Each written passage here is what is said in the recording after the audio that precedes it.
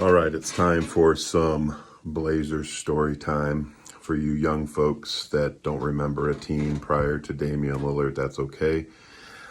This story was requested by Cody Hutchin, who may be one of those guys. I mean, he has a respect for history, but he was pretty young, or maybe not even born back when this story happened. But the early 90s Blazers were the halcyon days for basketball for me when I was that age. You know, 2 trips to the finals, just amazing play. Terry Porter, Clyde Drexler, Jerome Kersey, Buck Williams, Kevin Duckworth, just my heroes. And so I'd go to games and I'd wait afterwards and try to get autographs. And I met the players several times. And I met this guy,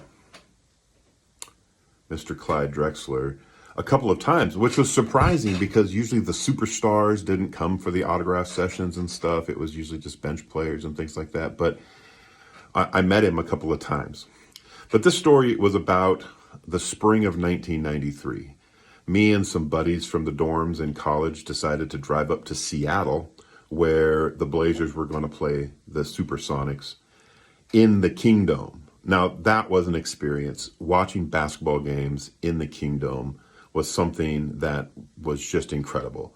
So because there's like 80,000 seats in the Kingdome, you could get a ticket for like $5. Made it worth driving up to Seattle and back in one day to watch a game. So my buddies and I drove up to Seattle. We got there pretty early. There was still a couple of hours before the arena opened. So we went to the mall just to kind of kill some time, maybe get something to eat at the food court. So we walk into the mall and past a Foot Locker, and I just happened to notice there were some 2 tall dudes in the Foot Locker, and as I looked closer, it was Clyde Drexler and the rookie Tracy Murray out of UCLA. And, you know, us guys were like, oh my goodness, that's Clyde Drexler and Tracy Murray. So we walked over there, but so did half the city of Seattle. All of a sudden, out of the blue, there was this huge crowd.